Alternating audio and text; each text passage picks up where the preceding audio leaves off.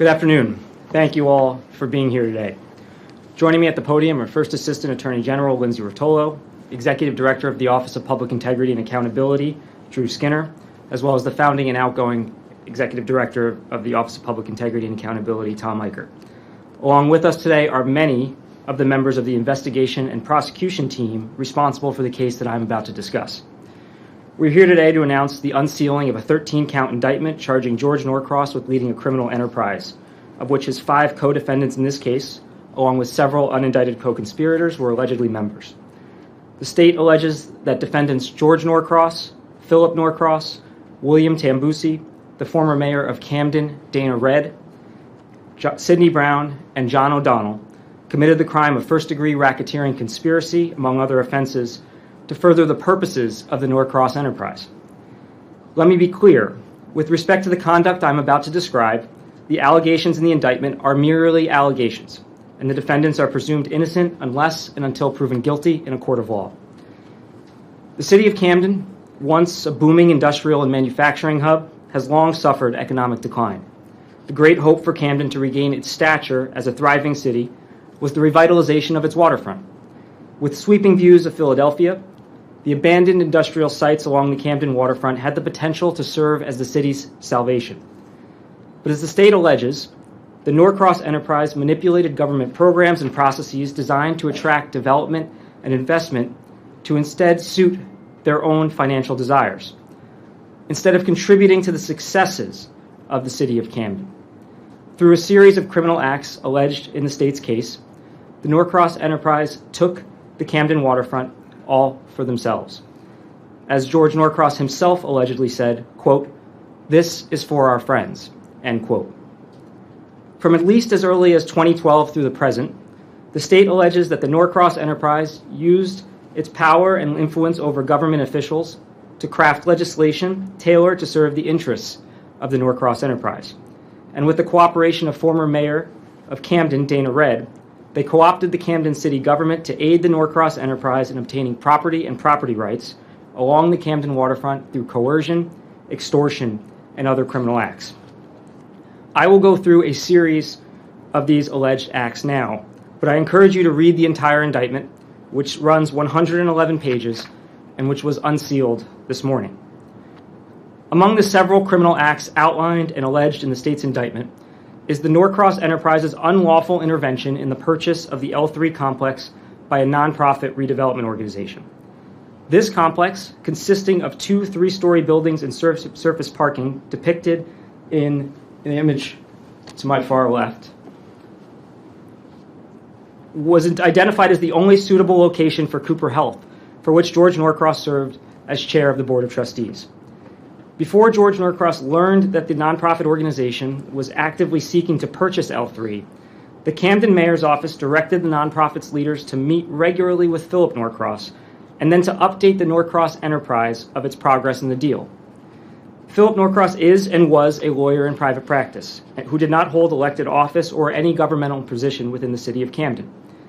It is alleged that he stated during a recorded conversation that, quote, "I try to practice as little law as possible. Just for laughs and giggles, I run a law firm. And for more laughs and giggles, my siblings and I get around the table and decide what George's agenda is in Camden," end quote. At the direction of city government officials, the nonprofit's leaders met regularly with Philip Norcross and were pressured to follow the directions of the Norcross enterprise or else face repercussions.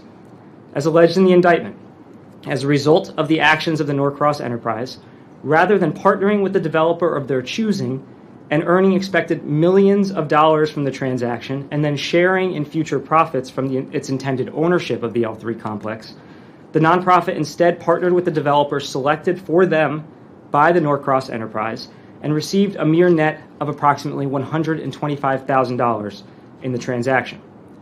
The developer chosen by the Norcross enterprise, on the other hand, was able to obtain the L3 complex at a discounted price only available to the nonprofit.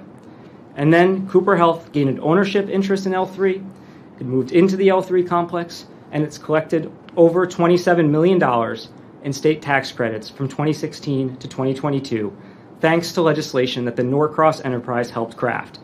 Legislation that we allege Philip Norcross described in his own words during a recorded conversation as follows, quote, "We rewrote a tax credit law in New Jersey that says, in essence, if you come to Camden, we're going to give you 100% tax credit for all capital and related costs.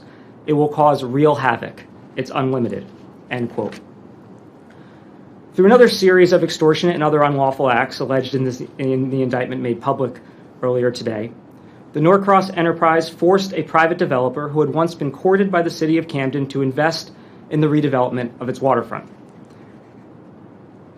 It forced them to relinquish property rights so that the Norcross enterprise could build the tallest building on the Camden waterfront, and the headquarters of the company is run by three of the defendants in this case, the Triad 1828 Center, as well as a residential apartment building known as 11 Cooper.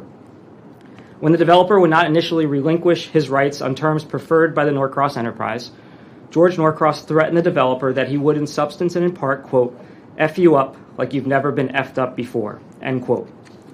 And he told the victim developer that he would make sure that the developer would never do business in Camden again. As alleged in the indictment, in a later recorded phone call, George Norcross admitted to threatening the developer and recalled a conversation with the victim developer asking Norcross, quote, "Are you threatening me?" end quote. To which George Norcross responded, quote, "Absolutely," end quote. In addition to George Norcross's direct threats, the Norcross enterprise conspired to have the Camden Redevelopment Agency file a court action to take the extraordinary step of government condemnation of the victim developer's rights in order to gain leverage in their private negotiations. They did this without meaningful involvement from the city or even attempting to follow the legal process that protects against the government arbitrarily taking someone's property. The Norcross enterprise plotted to have Camden city officials publicly accuse the developer of being, quote, "not a reputable person." The Norcross enterprise caused Camden city officials, including Mayor Dana Red, to freeze out the victim developer by stopping all communications with him. And the Norcross enterprise plotted to use the Camden government to damage an unrelated project in which the victim developer was already heavily invested, which George Norcross allegedly described on a recorded call as, quote, "another point of attack on this putz," end quote. As alleged in the indictment, that is a plan that the Norcross enterprise later executed to further harm the developer. All of these acts were used to, as George Norcross allegedly said on a recorded call, put a quote-unquote bat over the victim developer's head. The plan worked. As a result of the Norcross enterprise's actions and fearful of the financial harm he would suffer as a result of George Norcross's control over the city of Camden, the developer victim eventually gave in, and for $1.95 million, a fraction of what the victim believed his rights to be worth, the victim developer agreed to, 1, extinguish a view easement that enhanced the value of his other Camden investment, which then allowed for the eventual height of Norcross Enterprises' Triad 1828 Center. Today, that building stands 150 feet above what would have been permitted under the victim's easement. 2, the victim developer sold his residential right of first refusal and residential redevelopment rights and property, including permits and architectural plans. 3, he sold $18 million worth of tax credits that could be redeemed by the Norcross enterprise following the development of the 11 Cooper site. By contrast, the Norcross enterprise greatly benefited from this transaction. For example, the indictment alleges the following benefits for the defendants. On the very same date that the victim developer agreed to the sale, the insurance firm of Connor Strong and Bucklew, where defendant George Norcross serves as executive chair, the trucking and logistics company of NFI, where defendant Sidney Brown serves as CEO, and the Michaels Organization, a residential development company led by defendant John O'Donnell, each filed tax credits under a government tax incentive program tailored by and for the Norcross enterprise. In the application, they proposed to construct what would eventually become their headquarters, the Triad 1828 Center. 5 months later, the New Jersey Economic Development Authority announced tax credit awards of approximately $86.2 million for Connor Strong, approximately $79.3 million for Michaels, and approximately $79.3 million for NFI to construct the Triad 1828 Center. The Triad 1828 Center was then constructed over the years that followed and is owned by Camden Partners Tower Equities, an entity comprised of LLCs associated with defendants George Norcross, Sidney Brown, and John O'Donnell. The Triad 1828 Center was then occupied by only 3 companies who leased the space: Norcross's Connor Strong, Brown's NFI, and O'Donnell's Michaels. For leasing space in the Triad 1828 Center, the three companies have received a total of at least $29 million in tax credits. The companies have been able to turn around and sell those tax credits for millions of dollars. And between the three companies, they have approximately $211 million more in tax credits to be awarded through the end of calendar year 2030. In addition, thanks to the victim developer giving up his residential right of first refusal, an entity owned by George Norcross, John O'Donnell, and Sidney Brown was able to construct the 11 Cooper residential building and obtain more than $3.5 million in tax credits to date. In addition to the aforementioned criminal acts, the 111-page indictment unsealed today details other criminal acts members of the Norcross enterprise conspired to commit in order to further the purposes of the enterprise. The alleged objects and purposes of the Norcross enterprise included, but were not limited to, the following: preserving and enhancing the power, reputation, and profits of the Norcross enterprise, protecting and promoting the reputation and political power of the leader of the enterprise, George Norcross, by, among other means, controlling access to the local political party apparatus, directing appointments to government positions, and using influence and control over government agencies to cause opponents to lose government contracts. Enriching and rewarding the Norcross enterprise members and allies through political endorsements, appointments to public positions, influencing government contracts, and placement in lucrative private sector jobs. Influencing the New Jersey legislature to pass legislation to increase tax credit awards for projects in Camden and advance the interests of the Norcross enterprise. Concealing, misrepresenting, and hiding the illegal operation of the Norcross enterprise and acts done in furtherance of the enterprise from the public, from law enforcement, and from the media. Promoting compliance with the demands of the Norcross enterprise by retaliating against those opposed to the enterprise. And using the Norcross enterprise's reputation for controlling government entities to intimidate and threaten those who hold interests and rights that the Norcross enterprise seeks to acquire or extinguish. In short, this indictment alleges that a group of unelected private businessmen used their power and influence to get government at the state and local levels to aid their criminal enterprise and further its interests. Through their alleged acts, the Norcross enterprise was able to obtain the rights to build multiple buildings and obtain hundreds of millions of dollars in government-issued tax credits, among other benefits. They allegedly did this with the complicity and acquiescence of various state and local elected and appointed officials, who turned a blind eye to their duties and obligations to the people of New Jersey to instead serve the interests of a powerful few. The state alleges that George Norcross has been running a criminal enterprise in the state for at least the last 12 years. This alleged conduct of the Norcross enterprise has caused great harm to individuals, businesses, nonprofits, the people of the state of New Jersey, and especially to the city of Camden and its residents. That stops today. With this indictment, the state of New Jersey intends to hold the Norcross enterprise accountable for the crimes alleged to have been committed by its members. It's often said that in New Jersey, politics is a blood sport. And what's meant by that is that if you don't go along with the demands of those in political power, you'll get hurt. You might lose your job, you might lose your business, maybe you lose your reputation, or maybe government, the very government that you vote for, that you support with your tax dollars, that exists to serve you, will instead be weaponized against you. All of these consequences are on full display in this indictment. But there is nothing inherent in our state's culture that requires us to accept politics and government that functions in this way. And as we show clearly in this indictment, there's nothing legal about it either. Now, as Attorney General, I have the great privilege of working every day with the career public servants who make up the Department of Law and Public Safety. The team involved in investigating and prosecuting this case exemplifies the dedication and selflessness at the foundational core of what it means to be in public service. I cannot recognize everyone involved with this investigation individually, but I would like to take a moment to recognize and thank a few individuals integral to the investigation and prosecution of this matter. This team has been led by Executive Director of the Office of Public Integrity and Accountability, Drew Skinner, as well as founding and outgoing Director of OPIA, Tom Eicher. He's been incredibly instrumental in supporting the team as my first assistant Lindsay Rotolo.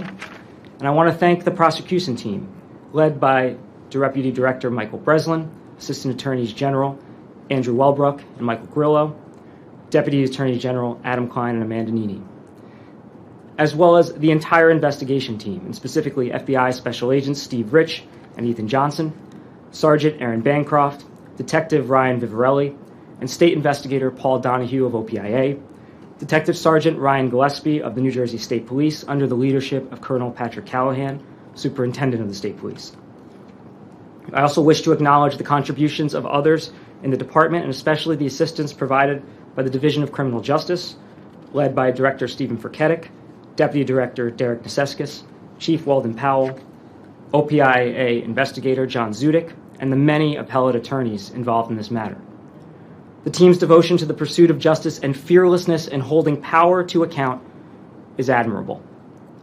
I would also like to thank the Federal Bureau of Investigations, both the Newark Field Office under the leadership of Special Agent in Charge James Dennehy, and the Field Office in Philadelphia under the leadership of SAC Wayne Jacobs. We are so grateful for the investigative collaboration in this case, and specifically the invaluable time and talents of the agents who worked on this case and the support of their supervisors.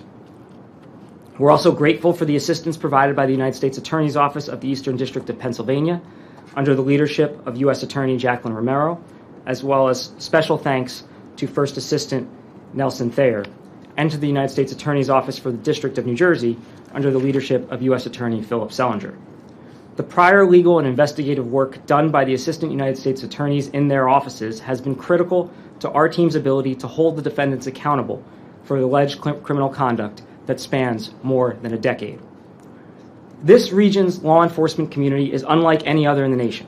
The investigative and prosecutorial agencies in this state and in this region are devoted to the mission of pursuing justice and preserving public safety, and we support each other's cases in the process.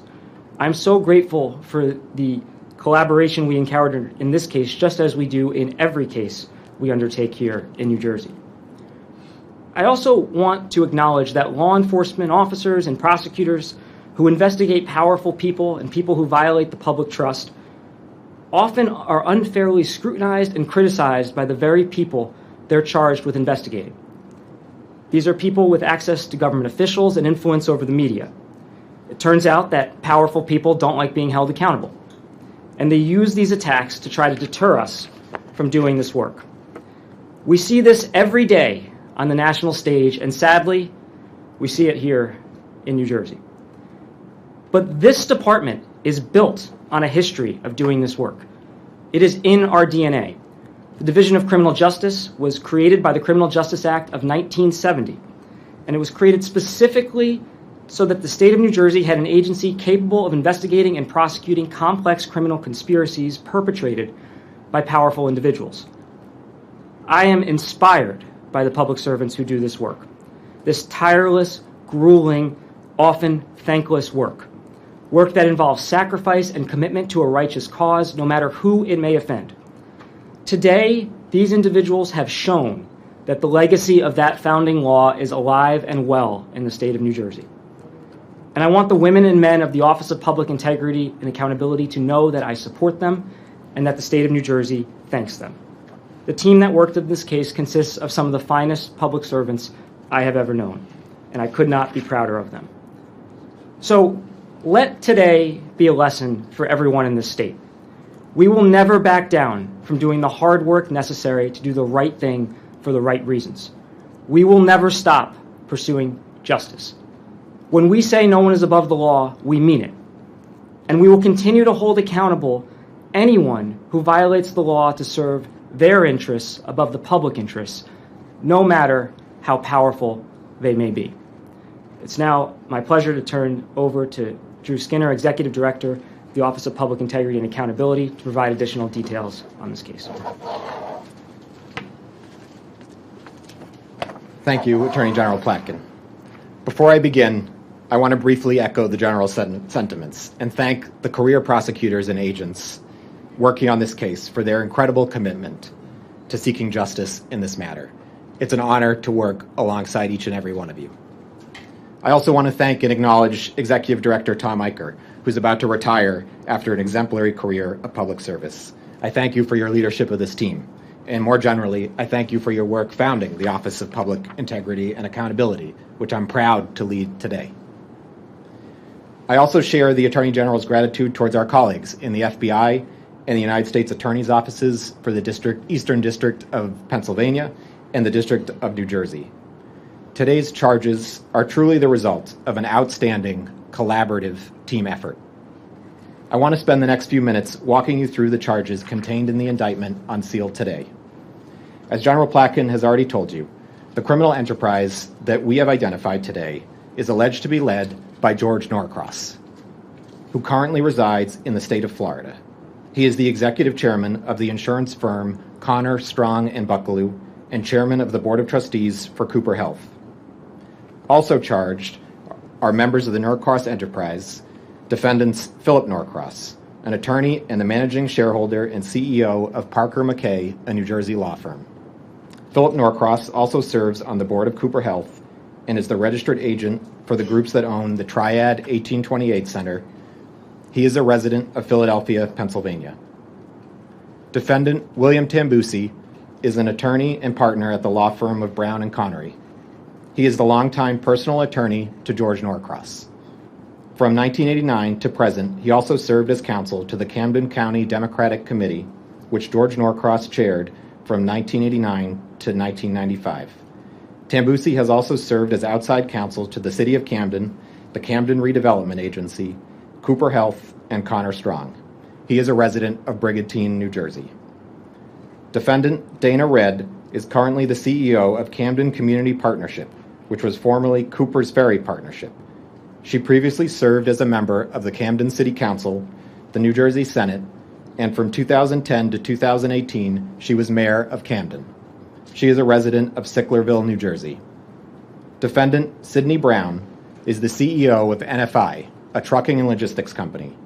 He also serves as a member of the board at Cooper Health and is a partner in the groups that own 11 Cooper and the Triad 1828 Center, among other things. He is a resident of Philadelphia, Pennsylvania. Defendant John O'Donnell has been in the executive leadership of the Michaels Organization, a residential development company, in a variety of roles, including COO, president, and CEO. He is also a partner in the groups that own 11 Cooper and the Triad 1828 Center.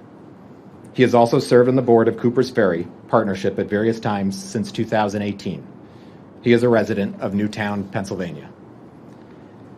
The indictment unsealed today contains 13 counts.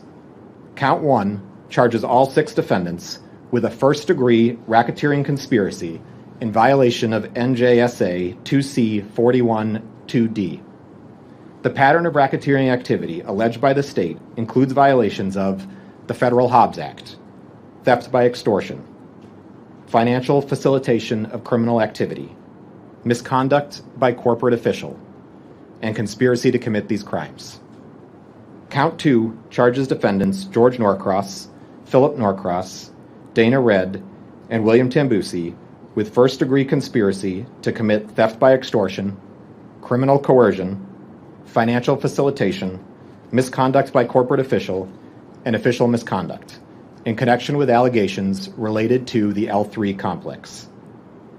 Count 3 charges all 6 defendants with first-degree conspiracy to commit theft by extortion, criminal coercion, financial facilitation, misconduct by a corporate official, and official misconduct in connection with allegations related to the Triad 1828 Center and 11 Cooper. Count 4 charges defendants George Norcross, Philip Norcross, and William Tambusi with second-degree conspiracy to commit theft by extortion and criminal coercion in connection with allegations related to the Radiolofts building. Counts 5 and 6 charge all 6 defendants with first-degree financial facilitation of criminal activity in connection with allegations related to the tax credits from the Triad 1828 Center. Counts 7 and 8 charge George Norcross, Philip Norcross, Dana Redd, and William Tambusi with first-degree financial facilitation of criminal activity in connection with allegations related to the tax credits from the L3 complex. Counts 9 and 10 charge all 6 defendants with first-degree financial facilitation of criminal activity in connection with allegations related to the tax credits from the 11 Cooper residential development. Count 11 charges defendants George Norcross, Philip Norcross, William Tambusi, and Dana Red with second-degree misconduct by a corporate official in connection with allegations related to the Norcross's enterprise's control and operation of Cooper Health to promote the enterprise's criminal objects. Count 12 charges all 6 defendants with second-degree misconduct by a corporate official in connection with allegations related to the Norcross enterprise's control and operation of Connor Strong and Buckaloo, NFI, the Michaels Organization, and entities called CP Residential GSGZ and CPT Equities in the furtherance and promotion of the enterprise's criminal objects. Finally, count 13 charges all 6 defendants with second-degree official misconduct in connection with allegations related to Dana Red's actions while she served as mayor of the city of Camden, and accomplice liability for the same. As a reminder, the assertions made in the indictment unsealed today are allegations, and all criminal defendants are presumed innocent until convicted by proof beyond a reasonable doubt at trial. The potential penalties for these charges are significant and are as follows. First-degree charges carry a sentence of 10 to 20 years in state prison and a fine of up to $200,000. Second-degree charges carry a sentence of 5 to 10 years in state prison and a fine of $150,000. The crime of racketeering also exposes criminal defendants to additional financial penalties, including the forfeiture of ill-gotten proceeds from their criminal activity, which, as the indictment makes clear, the state intends to seek in this case. The offense of official misconduct exposes a defendant who is a public official convicted of a crime relating to her office with a mandatory minimum term of imprisonment of 5 years if convicted. While today's indictment marks the important culmination of a years-long investigation, this is only one of the many cases my office is handling. Every day, we at the Office of Public Integrity and Accountability work with our law enforcement partners across the state to root out corruption and criminal activities that create distrust in government institutions and harm the communities we are sworn to protect and serve. Again, I'm so grateful for the work of this team and the many members of my office, and I am grateful to General Platkin and First Assistant Rotolo for their leadership in and support of this important work. Attorney General, I turn it back to you. Hey, everybody, as I said earlier, we're going to take a couple of questions from the press. Andrew? Mr. Attorney General, two-part question. One, before just getting into some of the specifics of the indictment, what do you make of Mr. Norcross's presence in this room today and sitting here? And second, we have you alleged conduct dating back, I think, to 2012. Number of government agencies, public officials, private citizens, developers. How many conspirators, indicted and undicted, do you allege were involved in this period of activity? No comment on the first question. On the second, I refer you to the indictment, which again is 111 pages and lays out the full list of the conduct that we're charging. Nancy? Attorney General, you started out talking about the L3 deal and the fact that nonprofit developers were muscled out of that deal. The documents that detail the fight of that are connected to John Sheridan. He was involved in trying to fight off that deal, and John Sheridan, those documents were found on the dining room table the morning after he was murdered. What is your office looking into that case, and how do you see the murder of John and Joyce Sheridan is connected to this conspiracy you laid out today? I don't have any update on any of the other or any unrelated case to this. So unfortunately, nothing more to add there.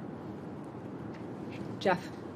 Is this the universe of indictments that you expect, or do you expect to see other unindicted co-conspirators? Do you expect this investigation to continue, or is this the end that we go forward with prosecution? Our work always continues, and if new evidence comes to light, we will not hesitate to bring additional charges.